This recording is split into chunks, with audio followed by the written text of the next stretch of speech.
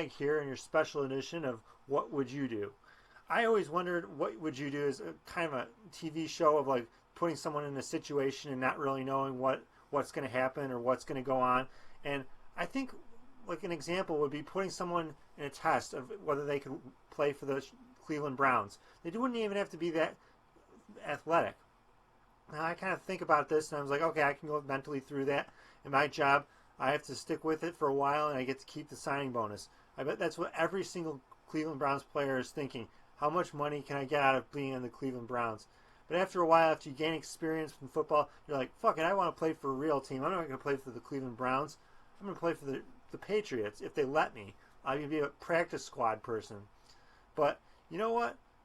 Transitioning from playing football to playing video games, I think video games really teach us quite a bit as kids. I mean, for example, in Mortal Kombat, there's one character that can shoot fireballs out of his fingertips. If that's not a learnable skill, I don't know what isn't.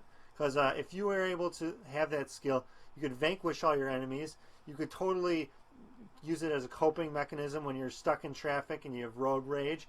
I mean, you would even have probably a movie series about you, kind of like the X-Men, about, hey, this kid has amazing abilities. He can shoot fireballs out of his fingertips. Just one of those crazy things. And finally, I don't know about you, but the economy is just going all-time crazy high up in the air. And I kind of think Adam Smith's idea that this invisible hand will take care of the economy.